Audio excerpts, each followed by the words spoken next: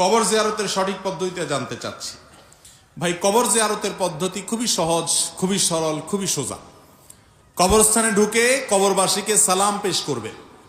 সালামুন আলাইকুম দারা কওমিন মুমিনিন ওয়া ইন্না ইনশাআল্লাহু বিকুম লাহিকুন নাসআলুল্লাহ লানা ওয়া লাকুমুল আফিয়াহ।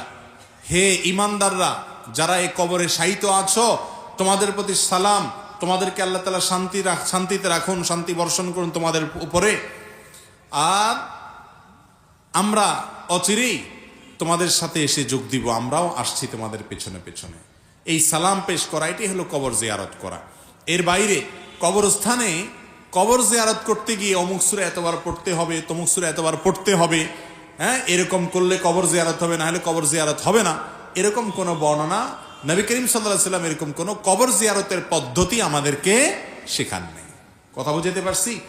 আমাদের দেশে অন্যান্য আমলের মতো কবর জিয়ারতের সময় হুজুরদেরকে ঠিক করা হয়, টাকা পয়সা দিয়ে হুজুরদেরকে দিয়ে কি করানো হয়? কবর জিয়ারত করানো হয়। অনেক এলাকায় এখনো আছে। ভাইরা আমার, কবর জিয়ারত, নিজের কবর নিজে জিয়ারত করবেন। কবর আমরা কেন জিয়ারত করি বলেন তো? কবর জিয়ারতের উদ্দেশ্য কি? আমরা বেশিরভাগ মানুষ মনে করি কবর জিয়ারত মানে হলো মুর্দার উপকার করা, এটা হলো কবর জিয়ারতের মূল উদ্দেশ্য। এই জন্য হুজুরের টাকা পয়সা দেয়, হুজুর আপনি যে আমার মরা বাপ, আমার মৃত মা, আমার কবরে শায়িত আত্মীয় স্বজনময় মুরব্বী, তাদের কবরটা আপনি একটু জিয়ারত করে দেন, দিলে তাদের উপকার হবে। ভাইরা আমার, কবর জিয়ারতের প্রথম লাভ হলো যে জিয়ারত করে তার নিজের। তাইলে হুজুর কবর জিয়ারত করে তার লাভ করলো, আবার আপনি পয়সাও দিলেন। তাহলে কি হলো জিনিসটা? আম সালা দুইটাই আপনার গেল, আমও গেল, সালাও গেল, দুইটা পাইছে কে? যদিও হুজুর সওয়াব পাবে না, কারণ টাকা নিয়েছে যে। আখিরাতের কাজ করে টাকা নেওয়া জায়েজ নাই, হারাম। সে হারাম কাজ করছে, সওয়াবের পরিবর্তে উল্টা কি হবে? গুনাহ হবে। তো এই জন্য কবর জিয়ারত নিজেরটা নিজে করবেন। এটা অন্য কেউ করতে পারে, কিন্তু টাকা দিয়ে, ভাড়াটিয়া লোক দিয়ে কবর জিয়ারত করাবেন না। কবর জিয়ারতে সালাম পেশ করবেন কবরবাসীকে, বাস তাতেই কবর জিয়ারত হয়ে যাবে। সালামুন আলাইকুম দারা কওমিন মুমিনিন, যতটুকু পারেন এতটুকু বলবেন।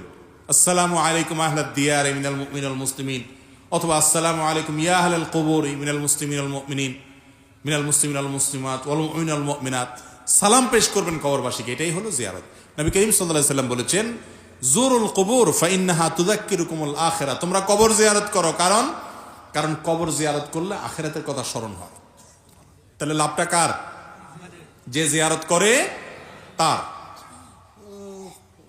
এর পাশাপাশি মুর্দার জন্য আপনি শান্তির দোয়া করছেন, যে এই জন্য মুর্দারও কি হবে? উপকার হবে ইনশাআল্লাহ। আমরা কবর জিয়ারতের পদ্ধতি মনে করি কত কঠিন, কত কিছু পড়া লাগে, আমরা এগুলো তো জানি না, এই জন্য হুজুরদেরকে দিই। সহজ, শুধু সালাম পেশ করবেন, তাতে কবর জিয়ারত হয়ে যাবে, মুর্দারও লাভ, আপনার লাভ হবে ইনশাআল্লাহ।